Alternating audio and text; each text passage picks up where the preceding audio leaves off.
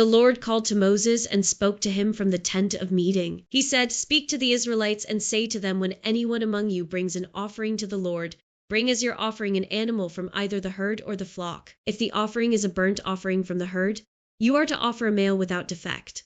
You must present it at the entrance to the tent of meeting so that it will be acceptable to the Lord. You are to lay your hand on the head of the burnt offering, and it will be accepted on your behalf to make atonement for you. You are to slaughter the young bull before the Lord, and then Aaron's sons, the priests, shall bring the blood and splash it against the sides of the altar at the entrance to the tent of meeting. You are to skin the burnt offering and cut it into pieces. The sons of Aaron the priest are to put fire on the altar and arrange wood on the fire. Then Aaron's sons the priests shall arrange the pieces, including the head and the fat, on the wood that is burning on the altar. You are to wash the internal organs and the legs with water, and the priest is to burn all of it on the altar. It is a burnt offering, a food offering, a food offering, an aroma pleasing to the Lord.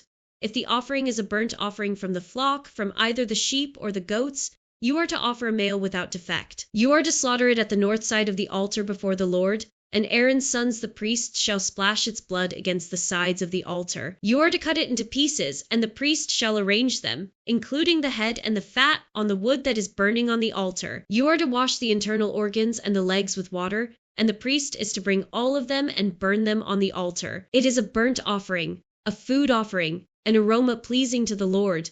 If the offering to the Lord is a burnt offering of birds, you are to offer a dove or a young pigeon. The priest shall bring it to the altar, wring off the head and burn it on the altar. Its blood shall be drained out on the side of the altar. He is to remove the crop and the feathers and throw them down east of the altar where the ashes are. He shall tear it open by the wings, not dividing it completely, and then the priest shall burn it on the wood that is burning on the altar. It is a burnt offering, a food offering, an aroma pleasing to the Lord. When anyone brings a grain offering to the Lord, their offering is to be of the finest flour.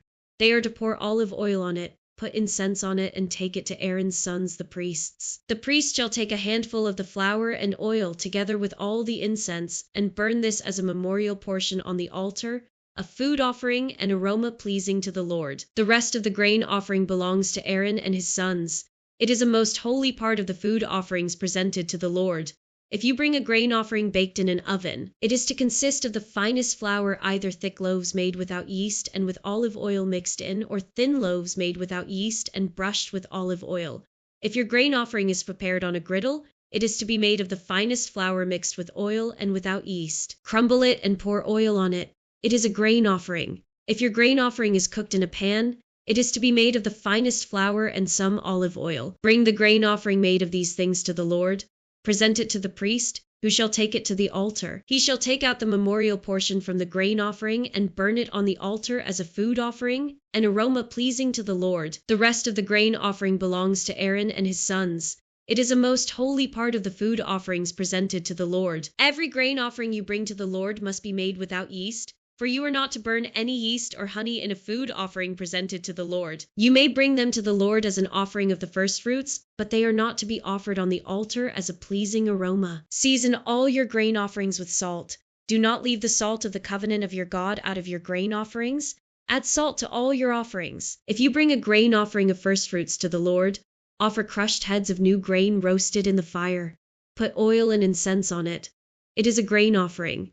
The priest shall burn the memorial portion of the crushed grain and the oil, together with all the incense, as a food offering presented to the Lord. If your offering is a fellowship offering, and you offer an animal from the herd, whether male or female, you are to present before the Lord an animal without defect. You are to lay your hand on the head of your offering and slaughter it at the entrance to the tent of meeting. Then Aaron's sons the priests shall splash the blood against the sides of the altar. From the fellowship offering you are to bring a food offering to the Lord, the internal organs and all the fat that is connected to them, both kidneys with the fat on them near the loins, and the long lobe of the liver, which you will remove with the kidneys. Then Aaron's sons are to burn it on the altar on top of the burnt offering that is lying on the burning wood. It is a food offering, an aroma pleasing to the Lord. If you offer an animal from the flock as a fellowship offering to the Lord, you are to offer a male or female without defect. If you offer a lamb, you are to present it before the Lord. Lay your hand on its head and slaughter it in front of the tent of meeting. Then Aaron's sons shall splash its blood against the sides of the altar. From the fellowship offering you are to bring a food offering to the Lord, its fat, the entire fat tail cut off close to the backbone. the internal organs, and all the fat that is connected to them, both kidneys with the fat on them near the loins, and the long lobe of the liver, which you will remove with the kidneys. The priest shall burn them on the altar as a food offering presented to the Lord. If your offering is a goat, you are to present it before the Lord. Lay your hand on its head and slaughter it in front of the tent of meeting. Then Aaron's sons shall splash its blood against the sides of the altar. From what you offer, you are to present this food offering to the Lord, the internal organs and all the fat that is connected to them, both kidneys with the fat on them near the loins, and the long lobe of the liver, which you will remove with the kidneys. The priest shall burn them on the altar as a food offering, a pleasing aroma. All the fat is the Lord's. This is a lasting ordinance for the generations to come. Wherever you live, you must not eat any fat or any blood. The Lord said to Moses, "Say to the Israelites, when anyone sins unintentionally and does what is forbidden in any of the Lord's commands, if the anointed priest sins, bringing guilt on the people, he must bring to the Lord a young bull without defect as a sin offering for the sin he has committed. He is to present the bull at the entrance to the tent of meeting before the Lord. He is to lay his hand on its head and slaughter it there before the Lord. Then the anointed priest shall take some of the bull's blood and carry it into the tent of meeting. He is to dip his finger into the blood and sprinkle some of it 7 times before the Lord in front of the curtain of the sanctuary. The priest shall then put some of the blood on the horns of the altar of fragrant incense that is before the Lord in the tent of meeting. The rest of the bull's blood he shall pour out at the base of the altar of burnt offering at the entrance to the tent of meeting. He shall remove all the fat from the bull of the sin offering, all the fat that is connected to the internal organs, both kidneys with the fat on them near the loins, and the long lobe of the liver, which he will remove with the kidneys, just as the fat is removed from the ox sacrificed as a fellowship offering.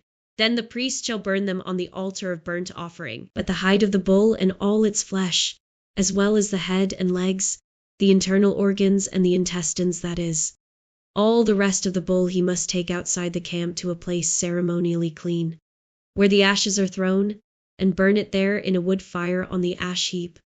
If the whole Israelite community sins unintentionally and does what is forbidden in any of the Lord's commands, even though the community is unaware of the matter, when they realize their guilt and the sin they committed becomes known, the assembly must bring a young bull as a sin offering and present it before the tent of meeting. The elders of the community are to lay their hands on the bull's head before the Lord, and the bull shall be slaughtered before the Lord. Then the anointed priest is to take some of the bull's blood into the tent of meeting. He shall dip his finger into the blood and sprinkle it before the Lord 7 times in front of the curtain. He is to put some of the blood on the horns of the altar that is before the Lord in the tent of meeting. The rest of the blood he shall pour out at the base of the altar of burnt offering at the entrance to the tent of meeting. He shall remove all the fat from it and burn it on the altar, and do with this bull just as he did with the bull for the sin offering. In this way the priest will make atonement for the community, and they will be forgiven. Then he shall take the bull outside the camp and burn it as he burned the first bull. This is the sin offering for the community. When a leader sins unintentionally and does what is forbidden in any of the commands of the Lord his God, when he realizes his guilt and the sin he has committed becomes known, he must bring as his offering a male goat without defect. He is to lay his hand on the goat's head and slaughter it at the place where the burnt offering is slaughtered before the Lord. It is a sin offering. Then the priest shall take some of the blood of the sin offering with his finger and put it on the horns of the altar of burnt offering, and pour out the rest of the blood at the base of the altar. He shall burn all the fat on the altar as he burned the fat of the fellowship offering. In this way the priest will make atonement for the leader's sin, and he will be forgiven. If any member of the community sins unintentionally and does what is forbidden in any of the Lord's commands, when they realize their guilt and the sin they have committed becomes known, they must bring as their offering for the sin they committed a female goat without defect. They are to lay their hand on the head of the sin offering and slaughter it at the place of the burnt offering. Then the priest is to take some of the blood with his finger and put it on the horns of the altar of burnt offering, and pour out the rest of the blood at the base of the altar. They shall remove all the fat, just as the fat is removed from the fellowship offering, and the priest shall burn it on the altar as an aroma pleasing to the Lord. In this way the priest will make atonement for them, and they will be forgiven. If someone brings a lamb as their sin offering, they are to bring a female without defect. They are to lay their hand on its head and slaughter it for a sin offering at the place where the burnt offering is slaughtered. Then the priest shall take some of the blood of the sin offering with his finger and put it on the horns of the altar of burnt offering, and pour out the rest of the blood at the base of the altar. They shall remove all the fat, just as the fat is removed from the lamb of the fellowship offering, and the priest shall burn it on the altar on top of the food offerings presented to the Lord. In this way, the priest will make atonement for them for the sin they have committed, and they will be forgiven. If anyone sins because they do not speak up when they hear a public charge to testify regarding something they have seen or learned about, they will be held responsible. If anyone becomes aware that they are guilty, if they unwittingly touch anything ceremonially unclean, whether the carcass of an unclean animal, wild or domestic, or of any unclean creature that moves along the ground, and they are unaware that they have become unclean, but then they come to realize their guilt, or if they touch human uncleanness, anything that would make them unclean even though they are unaware of it, but then they learn of it and realize their guilt, or if anyone thoughtlessly takes an oath to do anything, whether good or evil, in any matter one might carelessly swear about even though they are unaware of it, but then they learn of it and realize their guilt. When anyone becomes aware that they are guilty in any of these matters, they must confess in what way they have sinned.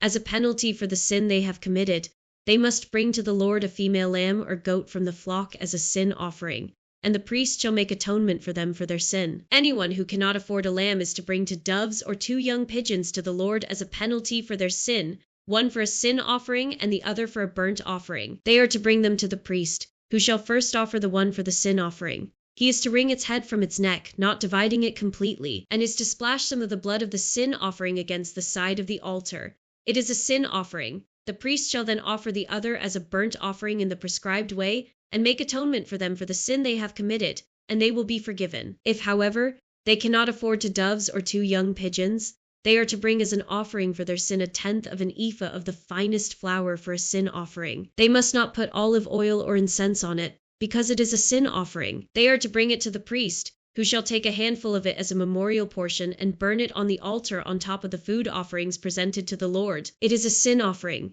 In this way, the priest will make atonement for them for any of these sins they have committed, and they will be forgiven. The rest of the offering will belong to the priest, as in the case of the grain offering. The Lord said to Moses, when anyone is unfaithful to the Lord by sinning unintentionally in regard to any of the Lord's holy things, they are to bring to the Lord as a penalty a ram from the flock, one without defect and of the proper value in silver, according to the sanctuary shekel. It is a guilt offering. They must make restitution for what they have failed to do in regard to the holy things, pay an additional penalty of 1/5 of its value, and give it all to the priest. The priest will make atonement for them with the ram as a guilt offering, and they will be forgiven. If anyone sins and does what is forbidden in any of the Lord's commands, even though they do not know it, they are guilty and will be held responsible. They are to bring to the priest as a guilt offering a ram from the flock, one without defect and of the proper value. In this way, the priest will make atonement for them for the wrong they have committed unintentionally, and they will be forgiven.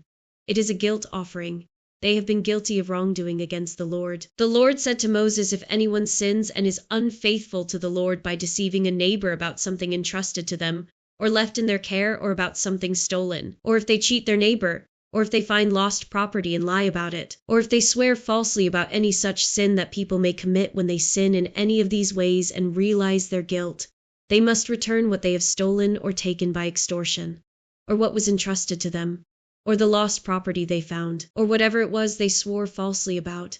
They must make restitution in full, add 1/5 of the value to it, and give it all to the owner on the day they present their guilt offering. And as a penalty, they must bring to the priest, that is, to the Lord, their guilt offering, a ram from the flock, one without defect and of the proper value. In this way, the priest will make atonement for them before the Lord, and they will be forgiven for any of the things they did that made them guilty. The Lord said to Moses, give Aaron and his sons this command. These are the regulations for the burnt offering. The burnt offering is to remain on the altar hearth throughout the night, till morning, and the fire must be kept burning on the altar. The priest shall then put on his linen clothes with linen undergarments next to his body, and shall remove the ashes of the burnt offering that the fire has consumed on the altar, and place them beside the altar. Then he is to take off these clothes and put on others, and carry the ashes outside the camp to a place that is ceremonially clean. The fire on the altar must be kept burning. It must not go out. Every morning the priest is to add firewood and arrange the burnt offering on the fire and burn the fat of the fellowship offerings on it. The fire must be kept burning on the altar continuously. It must not go out. These are the regulations for the grain offering. Aaron's sons are to bring it before the Lord in front of the altar. The priest is to take a handful of the finest flour and some olive oil, together with all the incense on the grain offering, and burn the memorial portion on the altar as an aroma pleasing to the Lord. Aaron and his sons shall eat the rest of it, but it is to be eaten without yeast in the sanctuary area. They are to eat it in the courtyard of the tent of meeting. It must not be baked with yeast. I have given it as their share of the food offerings presented to me. Like the sin offering and the guilt offering, it is most holy. Any male descendant of Aaron may eat it. For all generations to come it is his perpetual share of the food offerings presented to the Lord. Whatever touches them will become holy. The Lord also said to Moses, "This is the offering Aaron and his sons are to bring to the Lord on the day he is anointed, a tenth of an ephah of the finest flour as a regular grain offering. Half of it in the morning and half in the evening. It must be prepared with oil on a griddle. Bring it well mixed and present the grain offering broken in pieces as an aroma pleasing to the Lord. The son who is to succeed him as anointed priest shall prepare it. It is the Lord's perpetual share and is to be burned completely. Every grain offering of a priest shall be burned completely. It must not be eaten." The Lord said to Moses, "Say to Aaron and his sons, these are the regulations for the sin offering this to be slaughtered before the Lord in the place the burnt offering is slaughtered. It is most holy. The priest who offers it shall eat it. It is to be eaten in the sanctuary area in the courtyard of the tent of meeting. Whatever touches any of the flesh will become holy, and if any of the blood is spattered on a garment, you must wash it in the sanctuary area. The clay pot the meat is cooked in must be broken. But if it is cooked in a bronze pot, the pot is to be scoured and rinsed with water. Any male in a priest's family may eat it. It is most holy. But any sin offering whose blood is brought into the tent of meeting to make atonement in the holy place must not be eaten. It must be burned up. These are the regulations for the guilt offering, which is most holy. The guilt offering is to be slaughtered in the place where the burnt offering is slaughtered, and its blood is to be splashed against the sides of the altar. All its fat shall be offered, the fat tail and the fat that covers the internal organs, both kidneys with the fat on them near the loins, and the long lobe of the liver, which is to be removed with the kidneys. The priest shall burn them on the altar as a food offering presented to the Lord. It is a guilt offering. Any male in a priest family may eat it, but it must be eaten in the sanctuary area. It is most holy. The same law applies to both the sin offering and the guilt offering. They belong to the priest who makes atonement with them. The priest who offers a burnt offering for anyone may keep its hide for himself.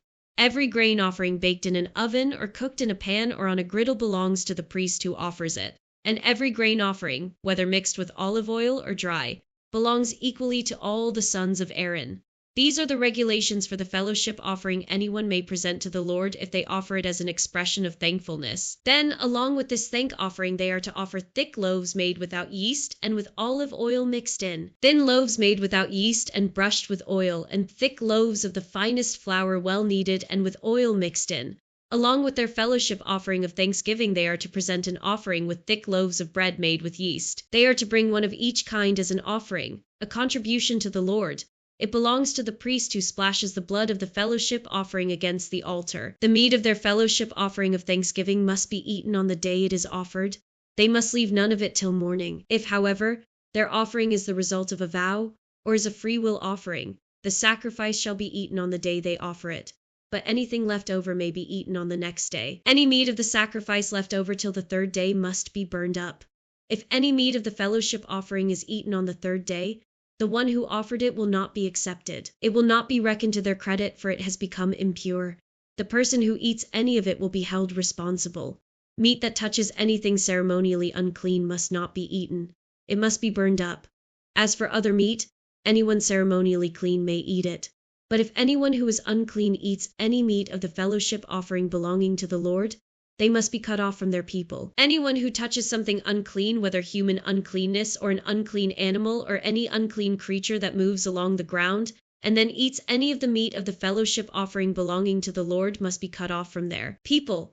The Lord said to Moses, "Say to the Israelites, do not eat any of the fat of cattle, sheep, or goats. The fat of an animal found dead or torn by wild animals may be used for any other purpose, but you must not eat it. Anyone who eats the fat of an animal from which a food offering may be presented to the Lord must be cut off from their people. And wherever you live, you must not eat the blood of any bird or animal. Anyone who eats blood must be cut off from their people." The Lord said to Moses, "Say to the Israelites, anyone who brings a fellowship offering to the Lord is to bring part of it as their sacrifice to the Lord. With their own hands they are to present the food offering to the Lord. They are to bring the fat together with the breast and wave the breast before the Lord as a wave offering. The priest shall burn the fat on the altar, but the breast belongs to Aaron and his sons. You are to give the right thigh of your fellowship offerings to the priest as a contribution. The son of Aaron who offers the blood and the fat of the fellowship offering shall have the right thigh as his share. From the fellowship offerings of the Israelites, I have taken the breast that is waved and the thigh that is presented, and have given them to Aaron the priest and his sons as their perpetual share from the Israelites. This is the portion of the food offerings presented to the Lord that were allotted to Aaron and his sons on the day they were presented to serve the Lord as priests. On the day they were anointed, the Lord commanded that the Israelites give this to them as their perpetual share for the generations to come. These, then, are the regulations for the burnt offering, the grain offering, the sin offering, the guilt offering, the ordination offering, and the fellowship offering, which the Lord gave Moses at Mount Sinai in the desert of Sinai on the day he commanded the Israelites to bring their offerings to the Lord. The Lord said to Moses, "Bring Aaron and his sons, their garments, the anointing oil, the bull for the sin offering, the 2 rams and the basket containing bread made without yeast, and gather the entire assembly at the entrance to the tent of meeting." Moses did as the Lord commanded him, and the assembly gathered at the entrance to the tent of meeting. Moses said to the assembly, "This is what the Lord has commanded to be done." Then Moses brought Aaron and his sons forward and washed them with water. He put the tunic on Aaron, tied the sash around him, clothed him with the robe, and put the ephod on him. He also fastened the ephod with a decorative waistband, which he tied around him. He placed the breastpiece on him and put the Urim and Thummim in the breastpiece. Then he placed the turban on Aaron's head and set the gold plate, the sacred emblem, on the front of it, as the Lord commanded Moses. Then Moses took the anointing oil and anointed the tabernacle and everything in it, and so consecrated them. He sprinkled some of the oil on the altar 7 times, anointing the altar and all its utensils and the basin with its stand to consecrate them. He poured some of the anointing oil on Aaron's head and anointed him to consecrate him. Then he brought Aaron's sons forward, put tunics on them, tied sashes around them, and fastened caps on them, as the Lord commanded Moses. He then presented the bull for the sin offering, and Aaron and his sons laid their hands on its head. Moses slaughtered the bull and took some of the blood, and with his finger he put it on all the horns of the altar to purify the altar. He poured out the rest of the blood at the base of the altar. So he consecrated it to make atonement for it. Moses also took all the fat around the internal organs, the long lobe of the liver, and both kidneys and their fat, and burned it on the altar. But the bull with its hide and its flesh and its intestines he burned up outside the camp, as the Lord commanded Moses. He then presented the ram for the burnt offering, and Aaron and his sons laid their hands on its head. Then Moses slaughtered the ram and splashed the blood against the sides of the altar. He cut the ram into pieces and burned the head, the pieces, and the fat.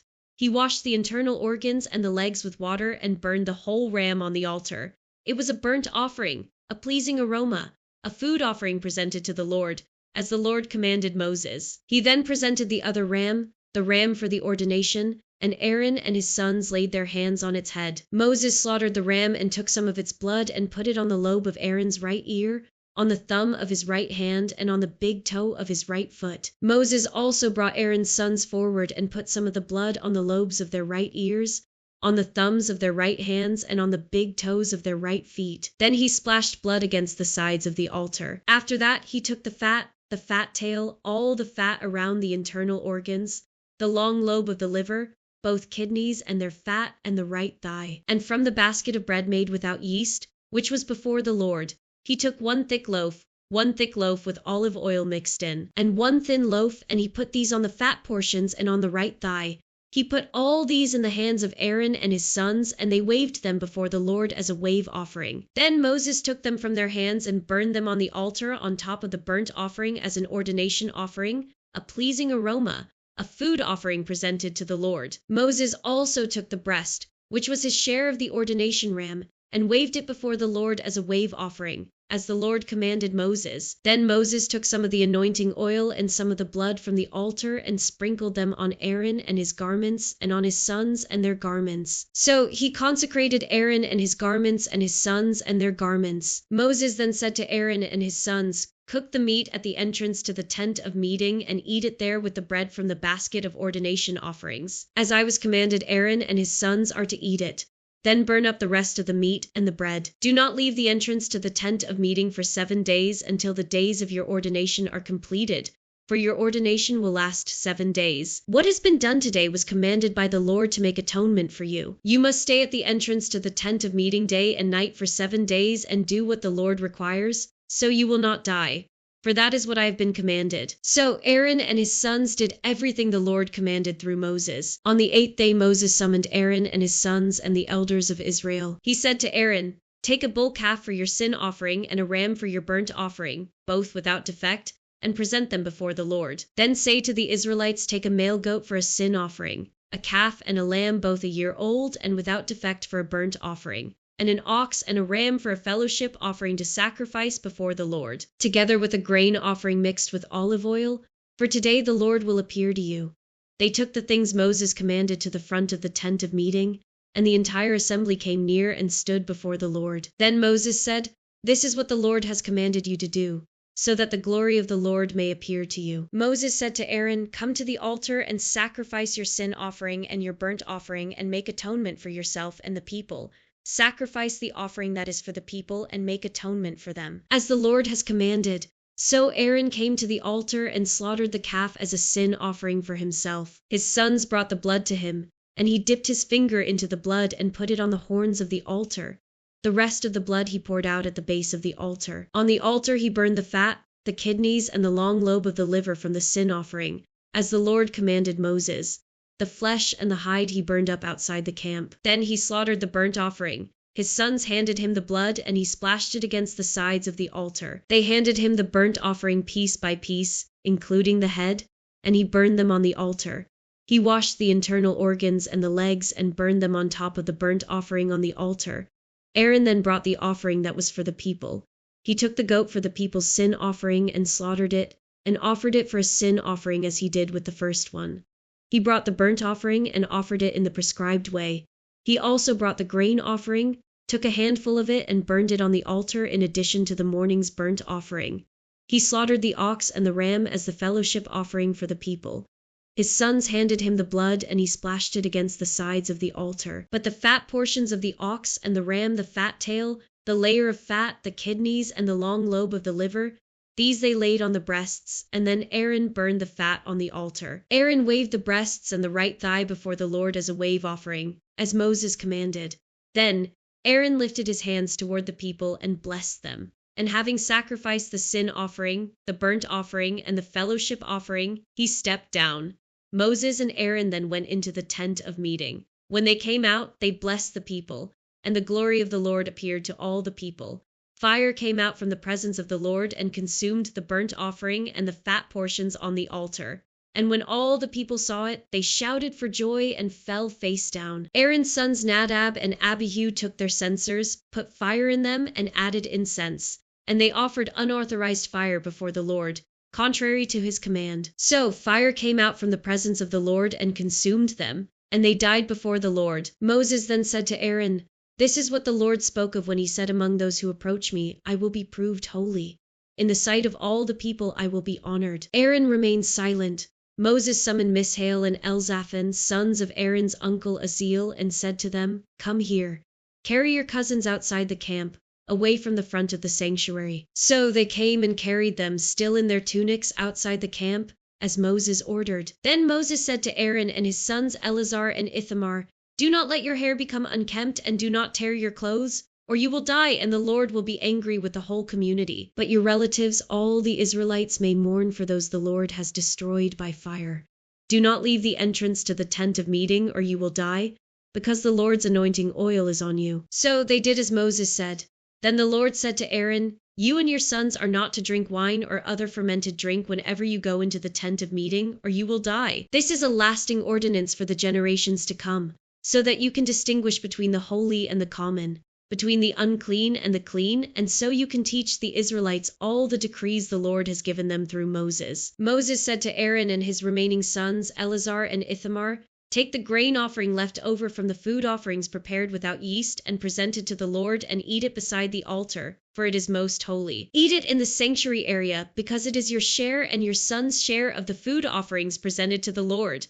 for so I have been commanded. But you and your sons and your daughters may eat the breast that was waved and the thigh that was presented. Eat them in a ceremonially clean place. They have been given to you and your children as your share of the Israelites' fellowship offerings. The thigh that was presented and the breast that was waved must be brought with the fat portions of the food offerings to be waved before the Lord as a wave offering. This will be the perpetual share for you and your children, as the Lord has commanded. When Moses inquired about the goat of the sin offering and found that it had been burned up, he was angry with Eleazar and Ithamar, Aaron's remaining sons, and asked, "Why didn't you eat the sin offering in the sanctuary area? It is most holy. It was given to you to take away the guilt of the community by making atonement for them before the Lord. Since its blood was not taken into the holy place, you should have eaten the goat in the sanctuary area as I commanded." Aaron replied to Moses, "Today they sacrifice their sin offering and their burnt offering before the Lord, but such things as this have happened to me. Would the Lord have been pleased if I had eaten the sin offering today?" When Moses heard this, he was satisfied. The Lord said to Moses and Aaron, "Say to the Israelites of all the animals that live on land, these are the ones you may eat. You may eat any animal that has a divided hoof and that chews the cud. There are some that only chew the cud or only have a divided hoof, but you must not eat them. The camel, though it chews the cud, does not have a divided hoof. It is ceremonially unclean for you. The hyrax, though it chews the cud, does not have a divided hoof. It is unclean for you. The rabbit, though it chews the cud, does not have a divided hoof. It is unclean for you. And the pig, though it has a divided hoof, does not chew the cud. It is unclean for you. You must not eat their meat or touch their carcasses. They are unclean for you. Of all the creatures living in the water of the seas and the streams, you may eat any that have fins and scales. But all creatures in the seas or streams that do not have fins and scales, whether among all the swarming things or among all the other living creatures in the water, you are to regard as unclean. And since you are to regard them as unclean, you must not eat their meat. You must regard their carcasses as unclean. Anything living in the water that does not have fins and scales is to be regarded as unclean by you. These are the birds you are to regard as unclean and not eat because they are unclean: the eagle, the vulture, the black vulture, the red kite, any kind of black kite, any kind of raven, the horned owl, the screech owl, the gull, any kind of hawk, the little owl, the cormorant, the great owl, the white owl, the desert owl, the osprey, the stork, any kind of heron, the hoopoe, and the bat. All flying insects that walk on all fours are to be regarded as unclean by you. There are, however, some flying insects that walk on all fours that you may eat: those that have jointed legs for hopping on the ground. Of these you may eat any kind of locust, katydid, cricket, or grasshopper. But all other flying insects that have 4 legs you are to regard as unclean. You will make yourselves unclean by these. Whoever touches their carcasses will be unclean till evening. Whoever picks up one of their carcasses must wash their clothes, and they will be unclean till evening. Every animal that does not have a divided hoof or that does not chew the cud is unclean for you. Whoever touches the carcass of any of them will be unclean. Of all the animals that walk on all fours, those that walk on their paws are unclean for you. Whoever touches their carcasses will be unclean till evening. Anyone who picks up their carcasses must wash their clothes, and they will be unclean till evening. These animals are unclean for you. Of the animals that move along the ground, these are unclean for you: the weasel, the rat, any kind of great lizard, the gecko, the monitor lizard, the wall lizard, the skink, and the chameleon. Of all those that move along the ground, these are unclean for you. Whoever touches them when they are dead will be unclean till evening. When one of them dies and falls on something, that article, whatever its use, will be unclean, whether it is made of wood, cloth, hide, or sackcloth. Put it in water. It will be unclean till evening, and then it will be clean. If one of them falls into a clay pot, everything in it will be unclean, and you must break the pot. Any food you are allowed to eat that has come into contact with water from any such pot is unclean, and any liquid that is drunk from such a pot is unclean. Anything that one of their carcasses falls on becomes unclean. An oven or cooking pot must be broken up. They are unclean, and you are to regard them as unclean. A spring, however, or a cistern for collecting water remains clean. But anyone who touches one of these carcasses is unclean. If a carcass falls on any seeds that are to be planted, they remain clean. But if water has been put on the seed and a carcass falls on it, it is unclean for you.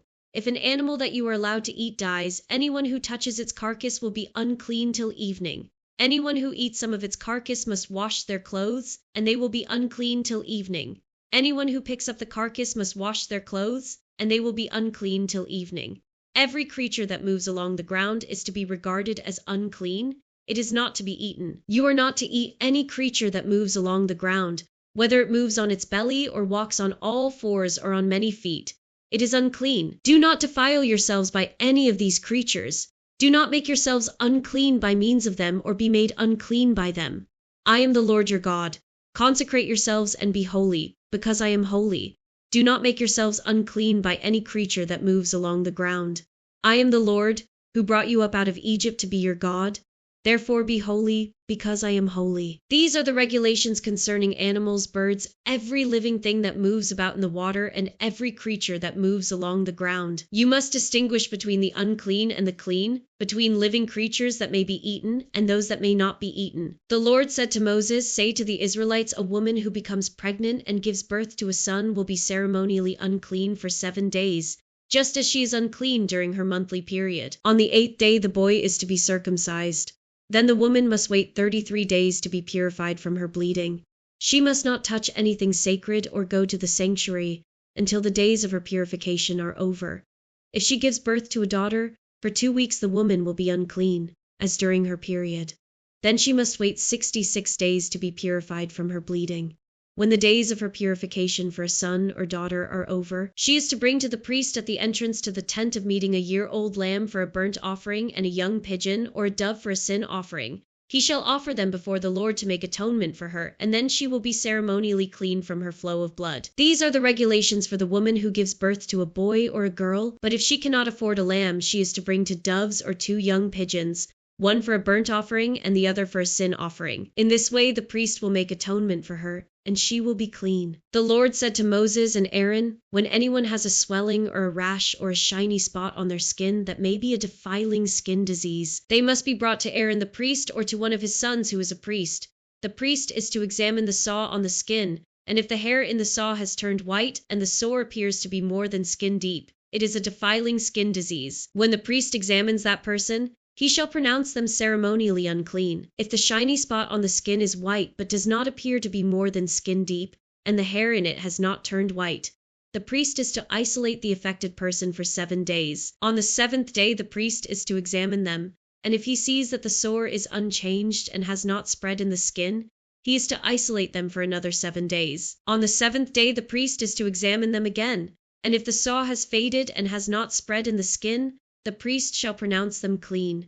It is only a rash. They must wash their clothes and they will be clean.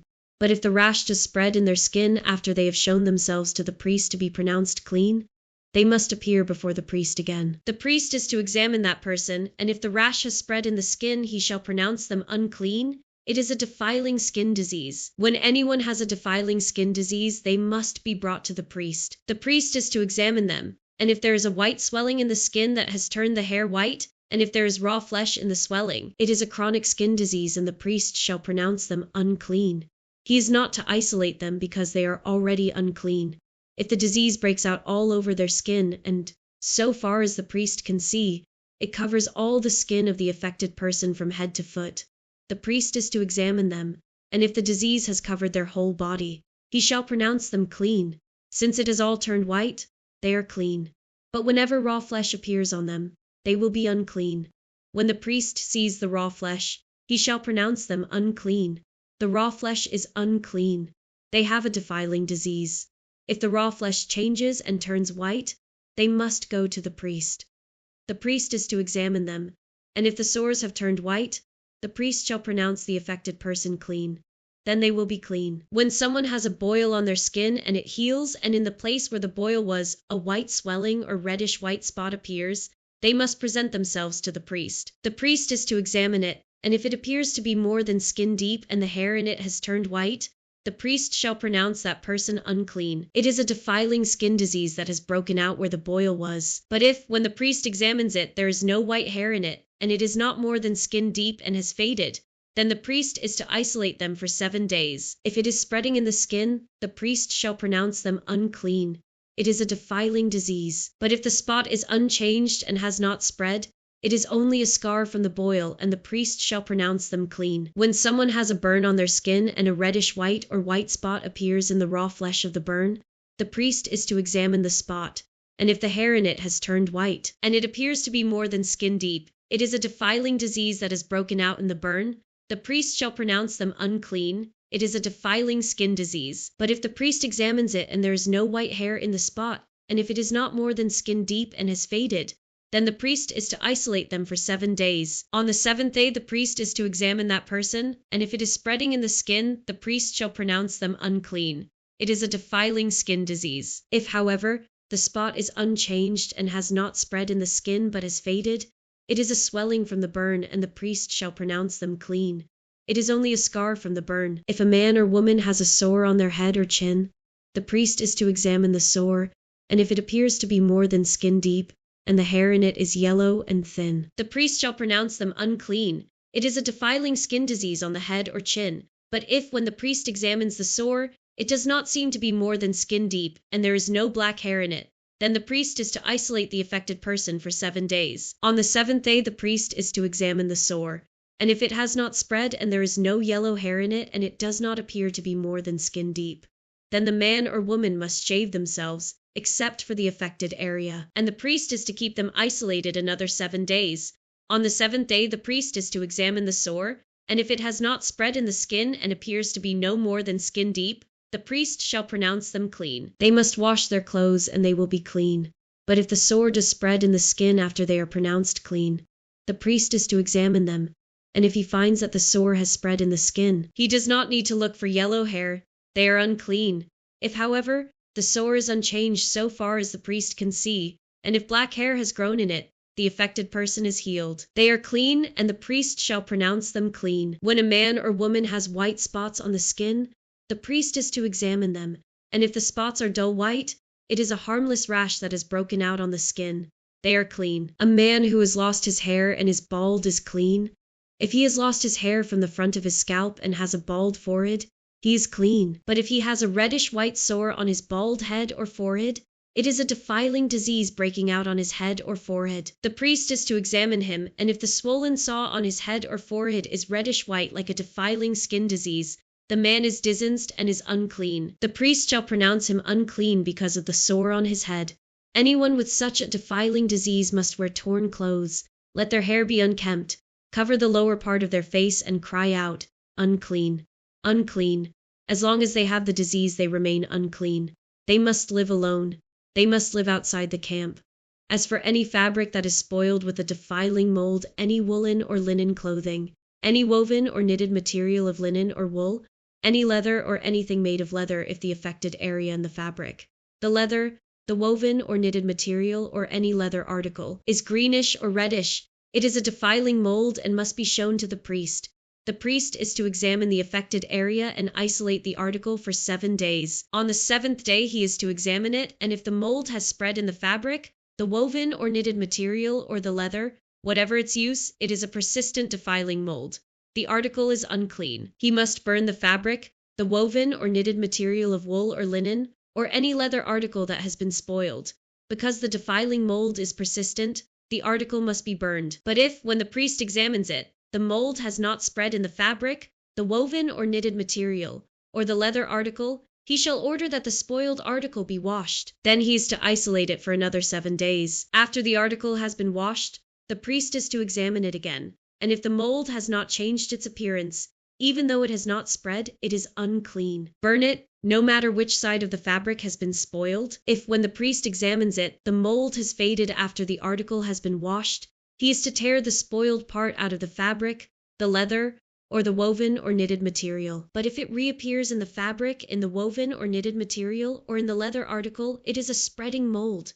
Whatever has the mold must be burned. Any fabric, woven or knitted material, or any leather article that has been washed and is rid of the mold must be washed again. Then it will be clean. These are the regulations concerning defiling molds in woolen or linen clothing, woven or knitted material, or any leather article, for pronouncing them clean or unclean. The Lord said to Moses, "These are the regulations for any diseased person at the time of their ceremonial cleansing. When they are brought to the priest is to go outside the camp and examine them. If they have been healed of their defiling skin disease, the priest shall order that to live clean birds and some cedar wood, scarlet yarn, and hyssop be brought for the person to be cleansed. Then the priest shall order that one of the birds be killed over fresh water in a clay pot. He is then to take the live bird and dip it, together with the cedar wood, the scarlet yarn, and the hyssop, into the blood of the bird that was killed over the fresh water. 7 times he shall sprinkle the one to be cleansed of the defiling disease, and then pronounce them clean.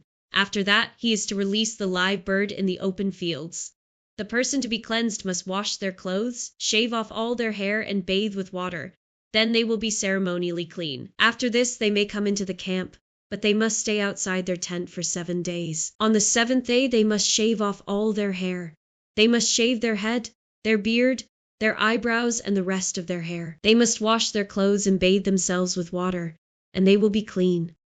On the 8th day, they must bring 2 male lambs and 1 ewe lamb a year old, each without defect, along with 3/10 of an ephah of the finest flour mixed with olive oil for a grain offering, and 1 log of oil. The priest who pronounces them clean shall present both the one to be cleansed and their offerings before the Lord at the entrance to the tent of meeting. Then the priest is to take one of the male lambs and offer it as a guilt offering, along with the log of oil. He shall wave them before the Lord as a wave offering. He is to slaughter the lamb in the sanctuary area where the sin offering and the burnt offering are slaughtered.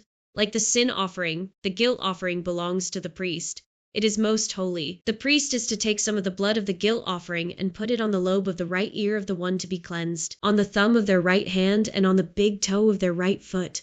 The priest shall then take some of the log of oil, pour it in the palm of his own left hand, dip his right forefinger into the oil in his palm, and with his finger sprinkle some of it before the Lord 7 times. The priest is to put some of the oil remaining in his palm on the lobe of the right ear of the one to be cleansed, on the thumb of their right hand, and on the big toe of their right foot, on top of the blood of the guilt offering.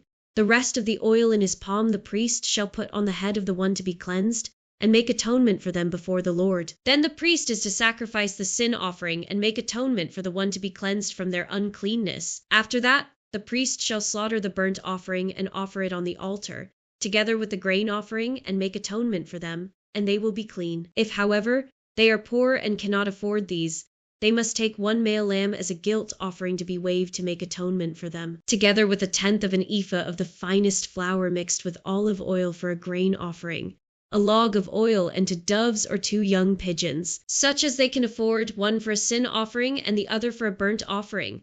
On the 8th day they must bring them for their cleansing to the priest at the entrance to the tent of meeting before the Lord. The priest is to take the lamb for the guilt offering, together with the log of oil, and wave them before the Lord as a wave offering. He shall slaughter the lamb for the guilt offering and take some of its blood and put it on the lobe of the right ear of the one to be cleansed, on the thumb of their right hand, and on the big toe of their right foot.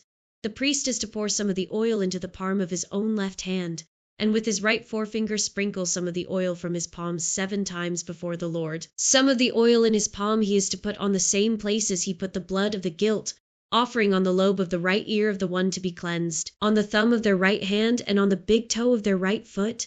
The rest of the oil in his palm the priest shall put on the head of the one to be cleansed, to make atonement for them before the Lord. Then he shall sacrifice the doves or the young pigeons, such as the person can afford, one as a sin offering and the other as a burnt offering, together with the grain offering. In this way the priest will make atonement before the Lord on behalf of the one to be cleansed. These are the regulations for anyone who has a defiling skin disease and who cannot afford the regular offerings for their cleansing. The Lord said to Moses and Aaron, "When you enter the land of Canaan, which I am giving you as your possession, and I put a spreading mold in a house in that land, the owner of the house must go and tell the priest, 'I have seen something that looks like a defiling mold in my house.' The priest is to order the house to be emptied before he goes in to examine the mold, so that nothing in the house will be pronounced unclean. After this, the priest is to go in and inspect the house. He is to examine the mold on the walls, and if it has greenish or reddish depressions that appear to be deeper than the surface of the wall, the priest shall go out the doorway of the house and close it up for 7 days. On the 7th day the priest shall return to inspect the house. If the mold has spread on the walls, he is to order that the contaminated stones be torn out and thrown into an unclean place outside the town. He must have all the inside walls of the house scraped, and the material that is scraped off dumped into an unclean place outside the town. Then they are to take other stones to replace these, and take new clay and plaster the house. If the defiling mold reappears in the house after the stones have been torn out and the house scraped and plastered, the priest is to go and examine it. and if the mold has spread in the house, it is a persistent defiling mold. The house is unclean. It must be torn down its stones, timbers, and all the plaster, and taken out of the town to an unclean place. Anyone who goes into the house while it is closed up will be unclean till evening. Anyone who sleeps or eats in the house must wash their clothes. But if the priest comes to examine it, and the mold has not spread after the house has been plastered, he shall pronounce the house clean, because the defiling mold is gone. To purify the house he is to take to birds and some cedar wood, scarlet yarn, and hyssop. He shall kill one of the birds over fresh water in a clay pot. Then he is to take the cedar wood, the hyssop, the scarlet yarn, and the live bird, dip them into the blood of the dead bird and the fresh water, and sprinkle the house 7 times. He shall purify the house with the bird's blood, the fresh water, the live bird, the cedar wood, the hyssop, and the scarlet yarn. Then he is to release the live bird in the open fields outside the town. In this way he will make atonement for the house, and it will be clean. These are the regulations for any defiling skin disease, for a sore, for defiling molds in fabric or in a house, and for a swelling, a rash or shiny spot, to determine when something is clean or unclean. These are the regulations for defiling skin diseases and defiling molds. The Lord said to Moses and Aaron, "Speak to the Israelites and say to them, when any man has an unusual bodily discharge, such a discharge is unclean. Whether it continues flowing from his body or is blocked, it will make him unclean. This is how his discharge will bring about uncleanness. Any bed the man with the discharge lies on will be unclean, and anything he sits on will be unclean. Anyone who touches his bed must wash their clothes and bathe with water, and they will be unclean till evening. Whoever sits on anything that the man with the discharge sat on must wash their clothes and bathe with water, and they will be unclean till evening. Whoever touches the man who has a discharge must wash their clothes and bathe with water, and they will be unclean till evening. If the man with the discharge spits on anyone who is clean, they must wash their clothes and bathe with water, and they will be unclean till evening. Everything the man sits on when riding will be unclean, and whoever touches any of the things that were under him will be unclean till evening. Whoever picks up those things must wash their clothes and bathe with water, and they will be unclean till evening. Anyone the man with the discharge touches without rinsing his hands with water must wash their clothes and bathe with water, and they will be unclean till evening. A clay pot that the man touches must be broken, and any wooden article is to be rinsed with water. When a man is cleansed from his discharge, he is to count off 7 days for his ceremonial cleansing. He must wash his clothes and bathe himself with fresh water, and he will be clean. On the 8th day he must take 2 doves or 2 young pigeons and come before the Lord to the entrance to the tent of meeting and give them to the priest. The priest is to sacrifice them, the one for a sin offering and the other for a burnt offering. In this way he will make atonement before the Lord for the man because of his discharge.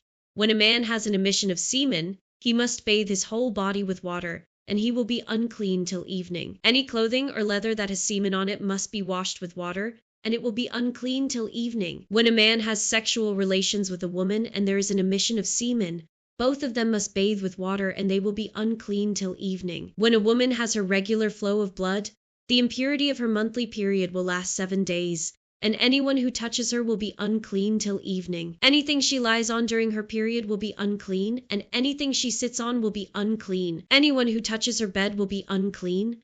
They must wash their clothes and bathe with water, and they will be unclean till evening. Anyone who touches anything she sits on will be unclean. They must wash their clothes and bathe with water, and they will be unclean till evening. Whether it is the bed or anything she was sitting on, when anyone touches it, they will be unclean till evening. If a man has sexual relations with her and her monthly flow touches him, he will be unclean for 7 days. Any bed he lies on will be unclean. When a woman has a discharge of blood for many days at a time other than her monthly period, or has a discharge that continues beyond her period, she will be unclean as long as she has the discharge, just as in the days of her period. Any bed she lies on while her discharge continues will be unclean, as is her bed during her monthly period, and anything she sits on will be unclean, as during her period. Anyone who touches them will be unclean. They must wash their clothes and bathe with water, and they will be unclean till evening. When she is cleansed from her discharge, she must count off 7 days, and after that she will be ceremonially clean. On the 8th day she must take 2 doves or 2 young pigeons and bring them to the priest at the entrance to the tent of meeting. The priest is to sacrifice one for a sin offering and the other for a burnt offering, In this way he will make atonement for her before the Lord for the uncleanness of her discharge. You must keep the Israelites separate from things that make them unclean, so they will not die in their uncleanness for defiling my dwelling place, which is among them. These are the regulations for a man with a discharge, for anyone made unclean by an emission of semen, for a woman in her monthly period, for a man or a woman with a discharge, and for a man who has sexual relations with a woman who is ceremonially unclean. The Lord spoke to Moses after the death of the 2 sons of Aaron who died when they approached the Lord. The Lord said to Moses, "Tell your brother Aaron that he is not to come whenever he chooses into the most holy place behind the curtain in front of the atonement cover on the ark, or else he will die, for I will appear in the cloud over the atonement cover." This is how Aaron is to enter the most holy place. He must first bring a young bull for a sin offering and a ram for a burnt offering. He is to put on the sacred linen tunic with linen undergarments next to his body. He is to tie the linen sash around him and put on the linen turban. These are sacred garments, so he must bathe himself with water before he puts them on. From the Israelite community, he is to take 2 male goats for a sin offering and a ram for a burnt offering. Aaron is to offer the bull for his own sin offering to make atonement for himself and his household. Then he is to take the 2 goats and present them before the Lord at the entrance to the tent of meeting. He is to cast lots for the 2 goats, 1 lot for the Lord and the other for the scapegoat. Aaron shall bring the goat whose lot falls to the Lord and sacrifice it for a sin offering. But the goat chosen by lot as the scapegoat shall be presented alive before the Lord to be used for making atonement by sending it into the wilderness as a scapegoat. Aaron shall bring the bull for his own sin offering to make atonement for himself and his household, and he is to slaughter the bull for his own sin offering. He is to take a censer full of burning coals from the altar before the Lord and 2 handfuls of finely ground fragrant incense, and take them behind the curtain. He is to put the incense on the fire before the Lord, and the smoke of the incense will conceal the atonement cover above the tablets of the covenant law, so that he will not die. He is to take some of the bull's blood and with his finger sprinkle it on the front of the atonement cover. Then he shall sprinkle some of it with his fingers 7 times before the atonement cover. He shall then slaughter the goat for the sin offering for the people, and take its blood behind the curtain, and do with it as he did with the bull's blood. He shall sprinkle it on the atonement cover and in front of it.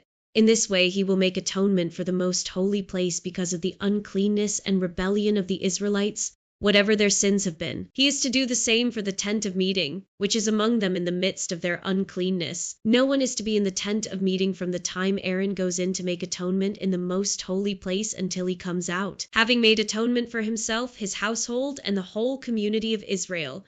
Then he shall come out to the altar that is before the Lord and make atonement for it. He shall take some of the bull's blood and some of the goat's blood and put it on all the horns of the altar. He shall sprinkle some of the blood on it with his fingers 7 times to cleanse it and to consecrate it from the uncleanness of the Israelites. When Aaron has finished making atonement for the most holy place, the tent of meeting and the altar, he shall bring forward the live goat. He is to lay both hands on the head of the live goat and confess over it all the wickedness and rebellion of the Israelites, all their sins, and put them on the goat's head. He shall send the goat away into the wilderness in the care of someone appointed for the task.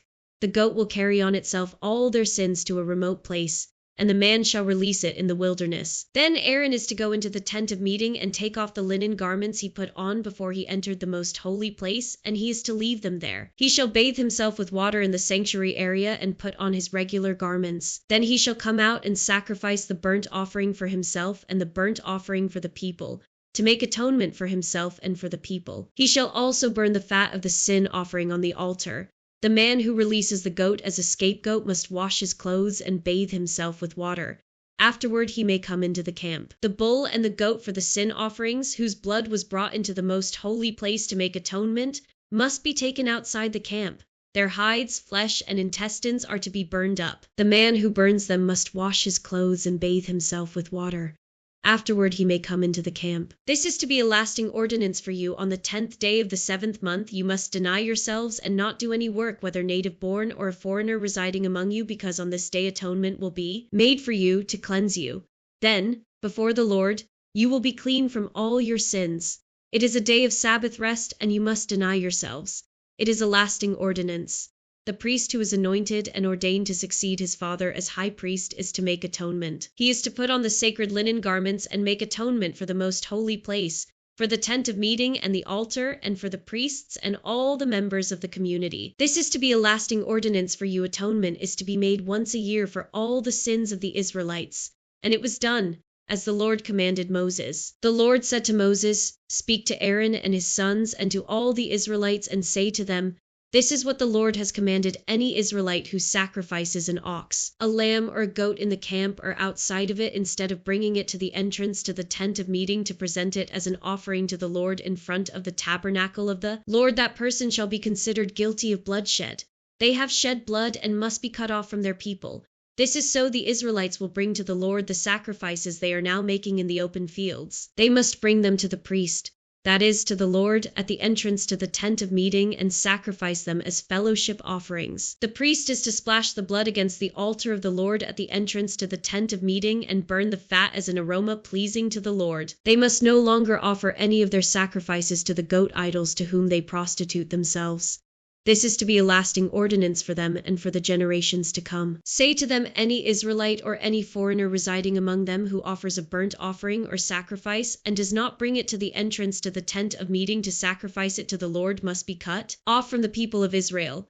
I will set my face against any Israelite or any foreigner residing among them who eats blood, and I will cut them off from the people. For the life of a creature is in the blood, and I have given it to you to make atonement for yourselves on the altar. It is the blood that makes atonement for one's life. Therefore I say to the Israelites, none of you may eat blood, nor may any foreigner residing among you eat blood. Any Israelite or any foreigner residing among you who hunts any animal or bird that may be eaten must drain out the blood and cover it with earth, because the life of every creature is its blood. That is why I have said to the Israelites, you must not eat the blood of any creature, because the life of every creature is its blood. Anyone who eats it must be cut off. Anyone, whether native-born or foreigner, who eats anything found dead or torn by wild animals must wash their clothes and bathe with water, and they will be ceremonially unclean till evening. Then they will be clean. But if they do not wash their clothes and bathe themselves, they will be held responsible. The Lord said to Moses, "Speak to the Israelites and say to them, I am the Lord your God. You must not do as they do in Egypt, where you used to live, and you must not do as they do in the land of Canaan, where I am bringing you. Do not follow their practices. You must obey my laws and be careful to follow my decrees. I am the Lord your God. Keep my decrees and laws, for the person who obeys them will live by them. I am the Lord. No one is to approach any close relative to have sexual relations. I am the Lord. Do not dishonor your father by having sexual relations with your mother. She is your mother. Do not have relations with her. Do not have sexual relations with your father's wife. That would dishonor your father. Do not have sexual relations with your sister, either your father's daughter, whether she was born in the same home or elsewhere. Do not have sexual relations with your son's daughter or your daughter's daughter. That would dishonor you. Do not have sexual relations with the daughter of your father's wife, born to your father. She is your sister. Do not have sexual relations with your father's sister. She is your father's close relative. Do not have sexual relations with your mother's sister, because she is your mother's close relative. Do not dishonor your father's brother by approaching his wife to have sexual relations. She is your aunt. Do not have sexual relations with your daughter-in-law. She is your son's wife. Do not have relations with her. Do not have sexual relations with your brother's wife. That would dishonor your brother. Do not have sexual relations with both a woman and her daughter. Do not have sexual relations with either her son's daughter or her daughter's daughter. They are her close relatives. That is wickedness. Do not take your wife's sister as a rival wife and have sexual relations with her while your wife is living. Do not approach a woman to have sexual relations during the uncleanness of her monthly period. Do not have sexual relations with your neighbor's wife and defile yourself with her. Do not give any of your children to be sacrificed to Molech, for you must not profane the name of your God. I am the Lord. Do not have sexual relations with a man as one does with a woman. That is detestable. Do not have sexual relations with an animal and defile yourself with it. A woman must not present herself to an animal to have sexual relations with it. That is a perversion. Do not defile yourselves in any of these ways, because this is how the nations that I am going to drive out before you became defiled. Even the land was defiled, so I punished it for its sin, and the land vomited out its inhabitants. But you must keep my decrees and my laws. The native-born and the foreigners residing among you must not do any of these detestable things, for all these things were done by the people who lived in the land before you, and the land became defiled. And if you defile the land, it will vomit you out as it vomited out the nations that were before you. Everyone who does any of these detestable things, such persons must be cut off from their people. Keep my requirements and do not follow any of the detestable customs that were practiced before you came, and do not defile yourselves with them. I am the Lord your God. The Lord said to Moses, "Speak to the entire assembly of Israel and say to them, Be holy, because I, the Lord your God, am holy. Each of you must respect your mother and father, and you must observe my Sabbaths. I am the Lord your God. Do not turn to idols or make metal gods for yourselves. I am the Lord your God. When you sacrifice a fellowship offering to the Lord, sacrifice it in such a way that it will be accepted on your behalf. It shall be eaten on the day you sacrifice it or on the next day. Anything left over until the third day must be burned up. If any of it is eaten on the third day, it is impure and will not be accepted. Whoever eats it will be held responsible because they have desecrated what is holy to the Lord. They must be cut off from their people. When you reap the harvest of your land, do not reap to the very edges of your field or gather the gleanings of your harvest. Do not go over your vineyard a second time or pick up the grapes that have fallen. Leave them for the poor and the foreigner. I am the Lord your God. Do not steal. Do not lie. Do not deceive one another. Do not swear falsely by my name and so profane the name of your God. I am the Lord. Do not defraud or rob your neighbor. Do not hold back the wages of a hired worker overnight. Do not curse the deaf or put a stumbling block in front of the blind, but fear your God. I am the Lord. Do not pervert justice. Do not show partiality to the poor or favoritism to the great, but judge your neighbor fairly. Do not go about spreading slander among your people. Do not do anything that endangers your neighbor's life. I am the Lord. Do not hate a fellow Israelite in your heart. Rebuke your neighbor frankly so you will not share in their guilt.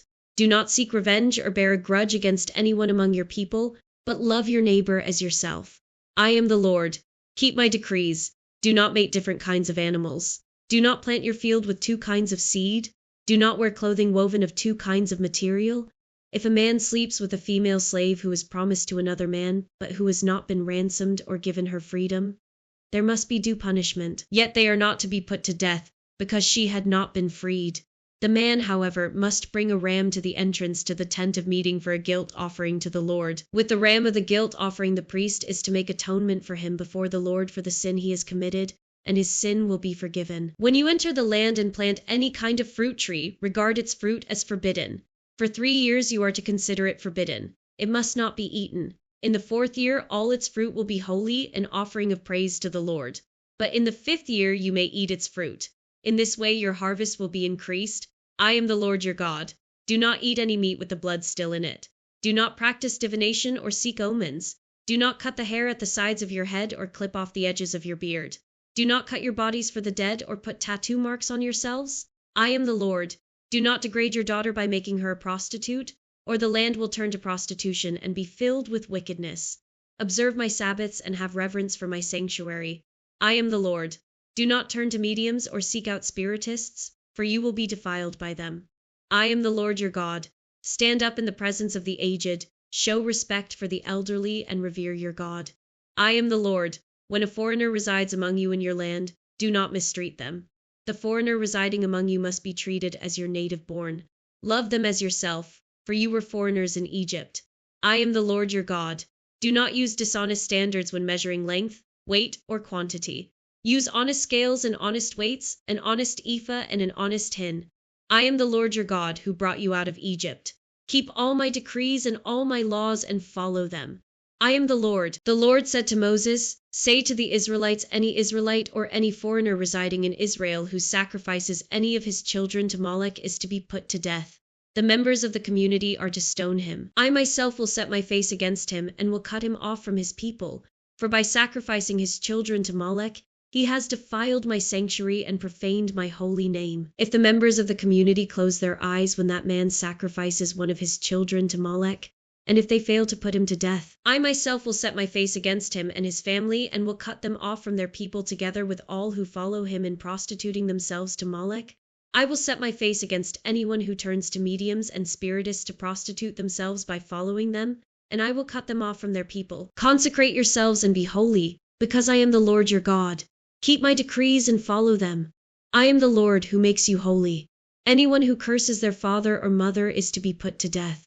Because they have cursed their father or mother, their blood will be on their own head. If a man commits adultery with another man's wife, with the wife of his neighbor, both the adulterer and the adulteress are to be put to death. If a man has sexual relations with his father's wife, he has dishonored his father. Both the man and the woman are to be put to death. Their blood will be on their own heads. If a man has sexual relations with his daughter-in-law, both of them are to be put to death. What they have done is a perversion. Their blood will be on their own heads.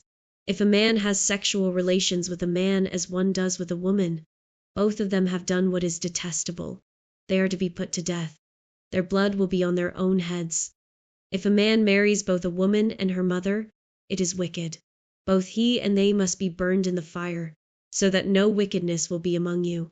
If a man has sexual relations with an animal, he is to be put to death, and you must kill the animal. If a woman approaches an animal to have sexual relations with it, kill both the woman and the animal. They are to be put to death. Their blood will be on their own heads. If a man marries his sister, the daughter of either his father or his mother, and they have sexual relations, it is a disgrace. They are to be publicly removed from their people. He has dishonored his sister and will be held responsible. If a man has sexual relations with a woman during her monthly period, he has exposed the source of her flow, and she has also uncovered it. Both of them are to be cut off from their people. Do not have sexual relations with the sister of either your mother or your father, for that would dishonor a close relative. Both of you would be held responsible. If a man has sexual relations with his aunt, he has dishonored his uncle. They will be held responsible. They will die childless. If a man marries his brother's wife, it is an act of impurity. He has dishonored his brother. They will be childless. Keep all my decrees and laws and follow them, so that the land where I am bringing you to live may not vomit you out. You must not live according to the customs of the nations I am going to drive out before you. Because they did all these things, I abhorred them. But I said to you, you will possess their land. I will give it to you as an inheritance, a land flowing with milk and honey. I am the Lord your God, who has set you apart from the nations. You must therefore make a distinction between clean and unclean animals and between unclean and clean birds. Do not defile yourselves by any animal or bird or anything that moves along the ground, those that I have set apart as unclean for you. You are to be holy to me, because I, the Lord, am holy, and I have set you apart from the nations to be my own. A man or woman who is a medium or spiritist among you must be put to death. You are to stone them. Their blood will be on their own heads. The Lord said to Moses, speak to the priests, the sons of Aaron, and say to them, a priest must not make himself ceremonially unclean for any of his people who die, except for a close relative such as his mother or father, his son or daughter, his brother, or an unmarried sister who is dependent on him since she has no husband for her. He may make himself unclean. He must not make himself unclean for people related to him by marriage, and so defile himself. Priests must not shave their heads or shave off the edges of their beards or cut their bodies. They must be holy to their God and must not profane the name of their God. Because they present the food offerings to the Lord, the food of their God, they are to be holy. They must not marry women defiled by prostitution or divorced from their husbands, because priests are holy to their God. Regard them as holy, because they offer up the food of your God. Consider them holy, because I, the Lord, am holy, I who make you holy. If a priest's daughter defiles herself by becoming a prostitute, she disgraces her father. She must be burned in the fire. The high priest, the one among his brothers who has had the anointing oil poured on his head and who has been ordained to wear the priestly garments, must not let his hair become unkempt or tear his clothes. He must not enter a place where there is a dead body. He must not make himself unclean, even for his father or mother, nor leave the sanctuary of his God or desecrate it, because he has been dedicated by the anointing oil of his God. I am the Lord.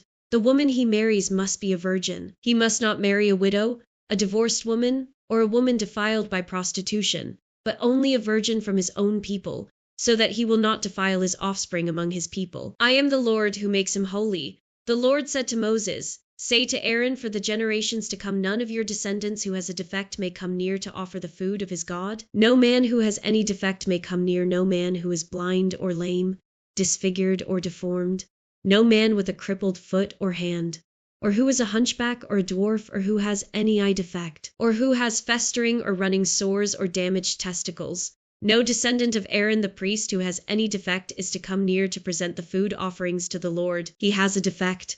He must not come near to offer the food of his God. He may eat the most holy food of his God as well as the holy food, yet because of his defect, he must not go near the curtain or approach the altar, and so desecrate my sanctuary. I am the Lord who makes them holy. So Moses told this to Aaron and his sons and to all the Israelites. The Lord said to Moses, "Tell Aaron and his sons to treat with respect the sacred offerings the Israelites consecrate to me, so they will not profane my holy name. I am the Lord. Say to them for the generations to come, if any of your descendants is ceremonially unclean and yet comes near the sacred offerings that the Israelites consecrate to the Lord, that person must be cut off from my presence. I am the Lord.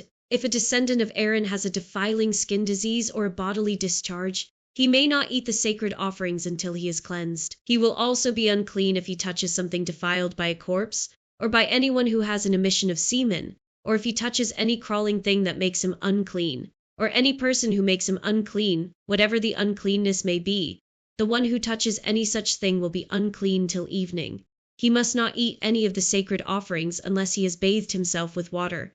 When the sun goes down, he will be clean, and after that he may eat the sacred offerings, for they are his food. He must not eat anything found dead or torn by wild animals, and so become unclean through it. I am the Lord. The priests are to perform my service in such a way that they do not become guilty and die for treating it with contempt. I am the Lord, who makes them holy. No one outside a priest's family may eat the sacred offering, nor may the guest of a priest or his hired worker eat it. But if a priest buys a slave with money, or if slaves are born in his household, they may eat his food. If a priest's daughter marries anyone other than a priest, she may not eat any of the sacred contributions. But if a priest's daughter becomes a widow or is divorced, yet has no children, and she returns to live in her father's household as in her youth, she may eat her father's food. No unauthorized person, however, may eat it. Anyone who eats a sacred offering by mistake must make restitution to the priest for the offering and add a fifth of the value to it. The priest must not desecrate the sacred offerings the Israelites present to the Lord by allowing them to eat the sacred offerings, and so bring upon them guilt requiring payment. I am the Lord, who makes them holy. The Lord said to Moses, "Speak to Aaron and his sons and to all the Israelites and say to them, if any of you, whether an Israelite or a foreigner residing in Israel, presents a gift for a burnt offering to the Lord, either to fulfill a vow or as a freewill offering, you must present a male without defect from the cattle, sheep or goats in order that it may be accepted on your behalf. Do not bring anything with a defect, because it will not be accepted on your behalf. When anyone brings from the herd or flock a fellowship offering to the Lord to fulfill a special vow, or as a freewill offering, it must be without defect or blemish to be acceptable. Do not offer to the Lord the blind, the injured or the maimed, or anything with warts or festering or running sores. Do not place any of these on the altar as a food offering presented to the Lord. You may, however, present as a freewill offering an ox or a sheep that is deformed or stunted, but it will not be accepted in fulfillment of a vow. You must not offer to the Lord an animal whose testicles are bruised, crushed, torn, or cut. You must not do this in your own land, and you must not accept such animals from the hand of a foreigner and offer them as the food of your God. They will not be accepted on your behalf because they are deformed and have defects. The Lord said to Moses, when a calf, a lamb, or a goat is born, it is to remain with its mother for 7 days. From the 8th day on, it will be acceptable as a food offering presented to the Lord. Do not slaughter a cow or a sheep and its young on the same day. When you sacrifice a thank offering to the Lord, sacrifice it in such a way that it will be accepted on your behalf. It must be eaten that same day. Leave none of it till morning. I am the Lord. Keep my commands and follow them. I am the Lord. Do not profane my holy name, for I must be acknowledged as holy by the Israelites. I am the Lord, who made you holy and who brought you out of Egypt to be your God. I am the Lord. The Lord said to Moses, "Speak to the Israelites and say to them, these are my appointed festivals, the appointed festivals of the Lord, which you are to proclaim as sacred assemblies. The Sabbath there are 6 days when you may work, but the 7th day is a day of Sabbath rest, a day of sacred assembly. You are not to do any work. Wherever you live, it is a Sabbath to the Lord. The Passover and the festival of unleavened bread, these are the Lord's appointed festivals. The sacred assemblies you are to proclaim at their appointed times. The Lord's Passover begins at twilight on the 14th day of the 1st month. On the 15th day of that month, the Lord's festival of unleavened bread begins. For 7 days you must eat bread made without yeast. On the 1st day hold a sacred assembly and do no regular work. For 7 days present a food offering to the Lord. And on the seventh day hold a sacred assembly and do no regular work. Offering the firstfruits, the Lord said to Moses, "Speak to the Israelites and say to them, when you enter the land I am going to give you and you reap its harvest, bring to the priest a sheaf of the first grain you harvest. He is to wave the sheaf before the Lord, so it will be accepted on your behalf.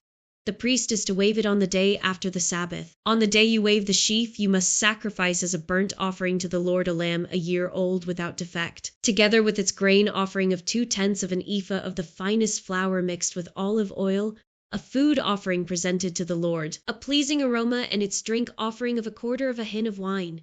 You must not eat any bread or roasted or new grain until the very day you bring this offering to your God. This is to be a lasting ordinance for the generations to come, wherever you live.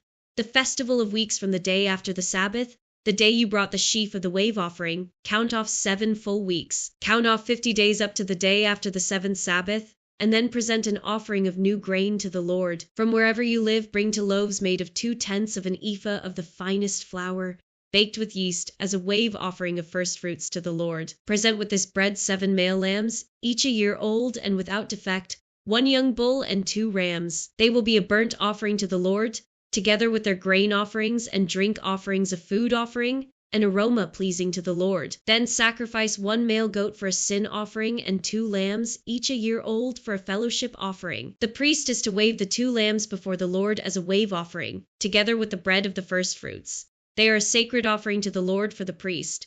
On that same day you are to proclaim a sacred assembly and do no regular work. This is to be a lasting ordinance for the generations to come, wherever you live. When you reap the harvest of your land, do not reap to the very edges of your field or gather the gleanings of your harvest. Leave them for the poor and for the foreigner residing among you. I am the Lord your God. The festival of trumpets, the Lord said to Moses, "Say to the Israelites, on the first day of the 7th month you are to have a day of Sabbath rest, a sacred assembly commemorated with trumpet blasts. Do no regular work, but present a food offering to the Lord. The Day of Atonement, the Lord said to Moses, the 10th day of this 7th month is the Day of Atonement. Hold a sacred assembly and deny yourselves and present a food offering to the Lord. Do not do any work on that day, because it is the Day of Atonement, when atonement is made for you before the Lord your God. Those who do not deny themselves on that day must be cut off from their people.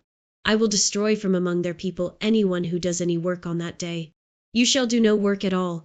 This is to be a lasting ordinance for the generations to come, wherever you live. It is a day of Sabbath rest for you, and you must deny yourselves. From the evening of the 9th day of the month until the following evening you are to observe your Sabbath. The festival of tabernacles, the Lord said to Moses, "Say to the Israelites, on the 15th day of the 7th month, the Lord's festival of tabernacles begins, and it lasts for 7 days. The first day is a sacred assembly. Do no regular work. For 7 days present food offerings to the Lord, and on the 8th day hold a sacred assembly and present a food offering to the Lord. It is the closing special assembly. Do no regular work. These are the Lord's appointed festivals, which you are to proclaim as sacred assemblies for bringing food offerings to the Lord, the burnt offerings and grain offerings, sacrifices and drink offerings required for each day. These offerings are in addition to those for the Lord's Sabbaths, and in addition to your gifts and whatever you have vowed, and all the freewill offerings you give to the Lord. So, beginning with the 15th day of the 7th month, after you have gathered the crops of the land, celebrate the festival to the Lord for 7 days. The first day is a day of Sabbath rest, and the 8th day also is a day of Sabbath rest. On the first day you are to take branches from luxuriant trees, from palms, willows, and other leafy trees, and rejoice before the Lord your God for 7 days. Celebrate this as a festival to the Lord for 7 days each year. This is to be a lasting ordinance for the generations to come. Celebrate it in the 7th month. Live in temporary shelters for 7 days. All native-born Israelites are to live in such shelters.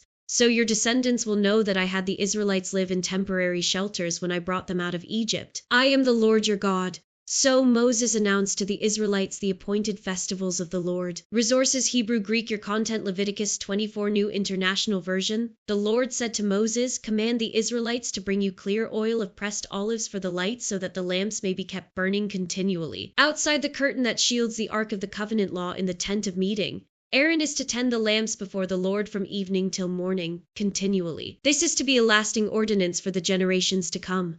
The lamps on the pure gold lampstand before the Lord must be tended continually. Take the finest flour and bake 12 loaves of bread, using 2/10 of an ephah for each loaf. Arrange them into stacks, 6 in each stack, on the table of pure gold before the Lord. By each stack put some pure incense as a memorial portion to represent the bread and to be a food offering presented to the Lord. This bread is to be set out before the Lord regularly, Sabbath after Sabbath, on behalf of the Israelites as a lasting covenant. It belongs to Aaron and his sons, who are to eat it in the sanctuary area, because it is a most holy part of their perpetual share of the food offerings presented to the Lord. Now, the son of an Israelite mother and an Egyptian father went out among the Israelites, and a fight broke out in the camp between him and an Israelite. The son of the Israelite woman blasphemed the name with a curse, so they brought him to Moses. His mother's name was Shelemith, the daughter of Debri the Danite. They put him in custody until the will of the Lord should be made clear to them. Then the Lord said to Moses, "Take the blasphemer outside the camp. All those who heard him are to lay their hands on his head, and the entire assembly is to stone him. Speak or say to the Israelites, anyone who curses their God will be held responsible. Anyone who blasphemes the name of the Lord is to be put to death. The entire assembly must stone them, whether foreigner or native born. When they blaspheme the name, they are to be put to death. Anyone who takes the life of a human being is to be put to death. Anyone who takes the life of someone's animal must make restitution life for life. Anyone who injures their neighbor is to be injured in the same manner, fracture for fracture, eye for eye, tooth for tooth. The one who has inflicted the injury must suffer the same injury. Whoever kills an animal must make restitution, but whoever kills a human being is to be put to death. You are to have the same law for the foreigner and the native born. I am the Lord your God." Then Moses spoke to the Israelites, and they took the blasphemer outside the camp and stoned him. The Israelites did as the Lord commanded Moses. The Lord said to Moses at Mount Sinai, "Speak to the Israelites and say to them, when you enter the land I am going to give you, the land itself must observe a Sabbath to the Lord. For 6 years sow your fields, and for 6 years prune your vineyards and gather their crops. But in the 7th year the land is to have a year of Sabbath rest, a Sabbath to the Lord. Do not sow your fields or prune your vineyards. Do not reap what grows of itself or harvest the grapes of your untended vines. The land is to have a year of rest.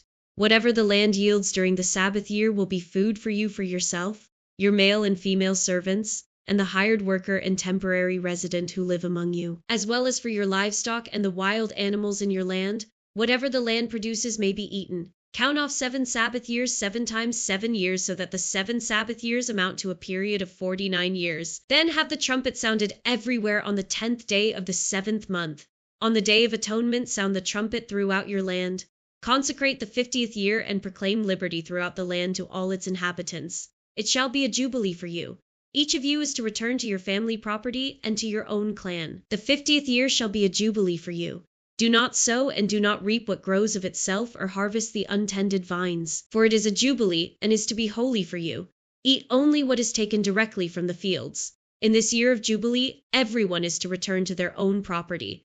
If you sell land to any of your own people or buy land from them, do not take advantage of each other. You are to buy from your own people on the basis of the number of years since the jubilee, and they are to sell to you on the basis of the number of years left for harvesting crops. When the years are many, you are to increase the price, and when the years are few, you are to decrease the price, because what is really being sold to you is the number of crops. Do not take advantage of each other, but fear your God.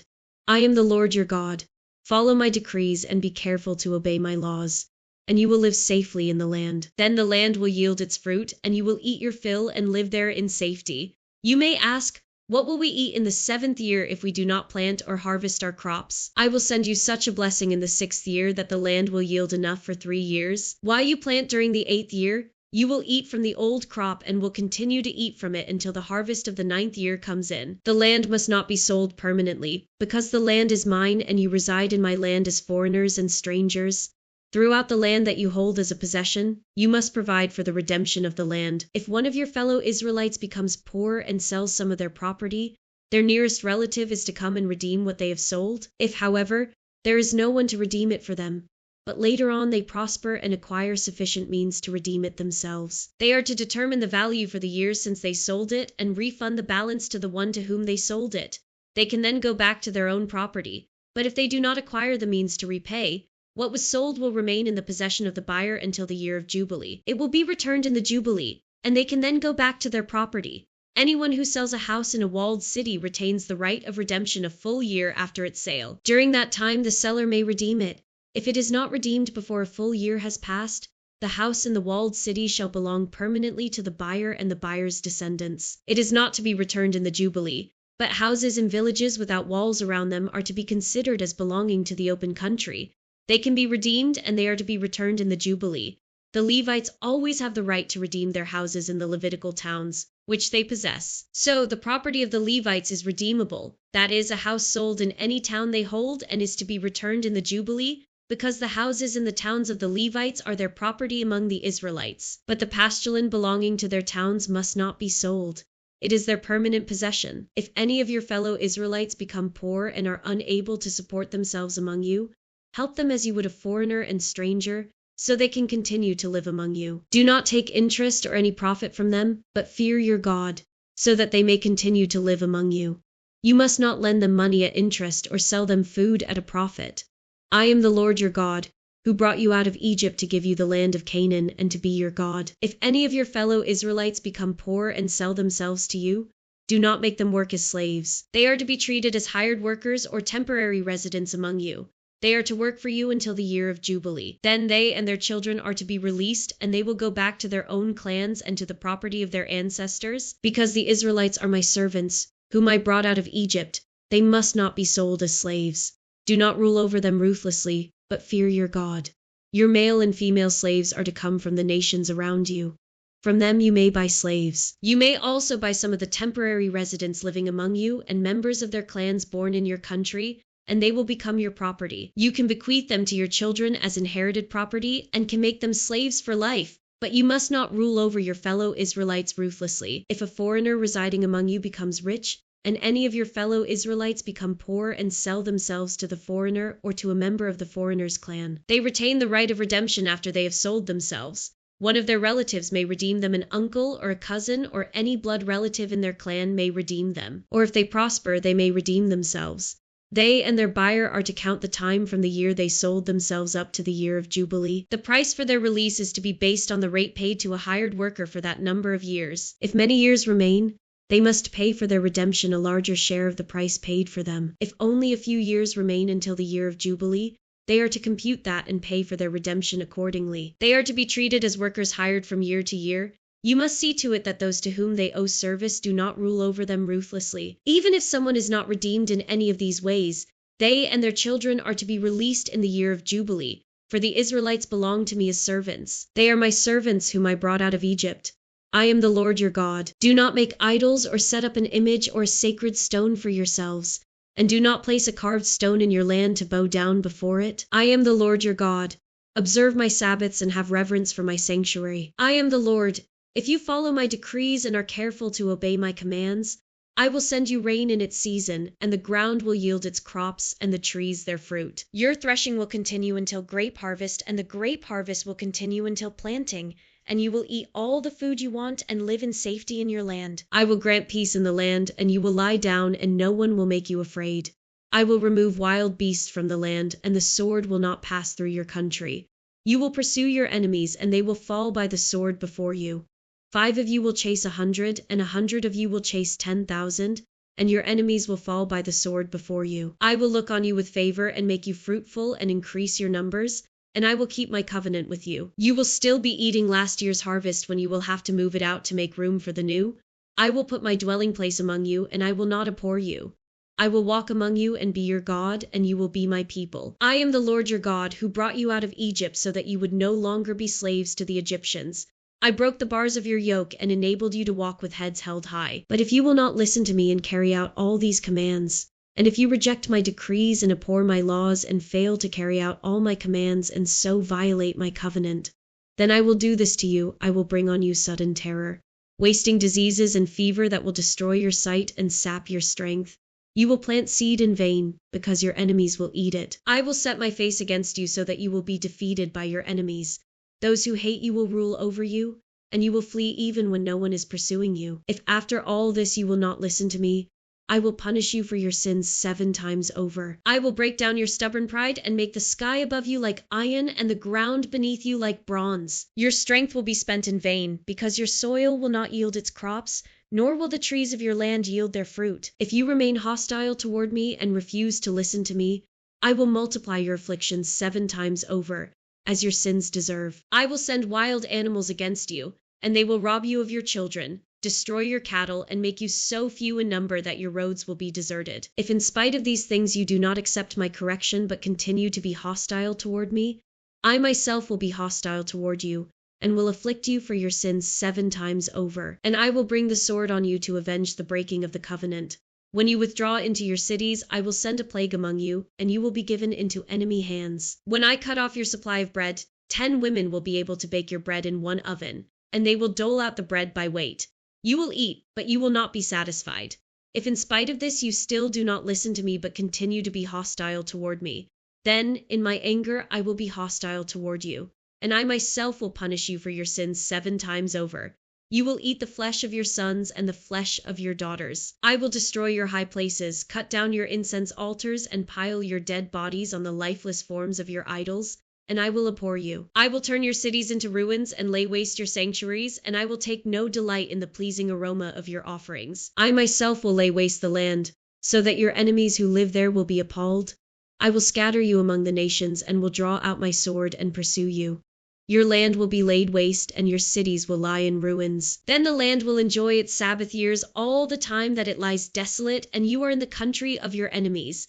Then the land will rest and enjoy its Sabbaths. All the time that it lies desolate, the land will have the rest it did not have during the Sabbaths you lived in it. As for those of you who are left, I will make their hearts so fearful in the lands of their enemies that the sound of a wind-blown leaf will put them to flight. They will run as though fleeing from the sword, and they will fall, even though no one is pursuing them. They will stumble over one another as though fleeing from the sword, even though no one is pursuing them. So you will not be able to stand before your enemies. You will perish among the nations. The land of your enemies will devour you. Those of you who are left will waste away in the lands of their enemies because of their sins. Also because of their ancestors' sins they will waste away. But if they will confess their sins and the sins of their ancestors, their unfaithfulness, and their hostility toward me, which made me hostile toward them so that I sent them into the land of their enemies, then, when their uncircumcised hearts are humbled and they pay for their sin, I will remember my covenant with Jacob and my covenant with Isaac and my covenant with Abraham, and I will remember the land, for the land will be deserted by them and will enjoy its Sabbaths while it lies desolate without them. They will pay for their sins because they rejected my laws and abhorred my decrees. Yet in spite of this, when they are in the land of their enemies, I will not reject them or abhor them so as to destroy them completely, breaking my covenant with them. I am the Lord their God, but for their sake I will remember the covenant with their ancestors whom I brought out of Egypt in the sight of the nations to be their God. I am the Lord.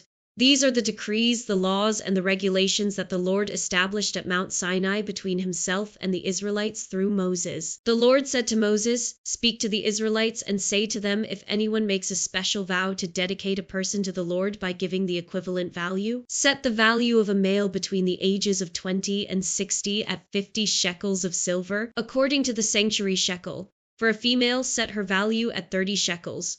For a person between the ages of 5 and 20, set the value of a male at 20 shekels and of a female at 10 shekels. For a person between 1 month and 5 years, set the value of a male at 5 shekels of silver and that of a female at 3 shekels of silver. For a person 60 years old or more, set the value of a male at 15 shekels and of a female at 10 shekels. If anyone making the vow is too poor to pay the specified amount, the person being dedicated is to be presented to the priest, who will set the value according to what the one making the vow can afford. If what they vowed is an animal that is acceptable as an offering to the Lord, such an animal given to the Lord becomes holy. They must not exchange it or substitute a good one for a bad one, or a bad one for a good one.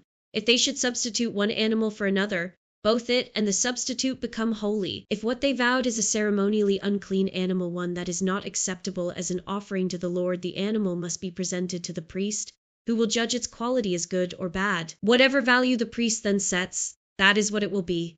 If the owner wishes to redeem the animal, a fifth must be added to its value. If anyone dedicates their house as something holy to the Lord, the priest will judge its quality as good or bad. Whatever value the priest then sets, so it will remain.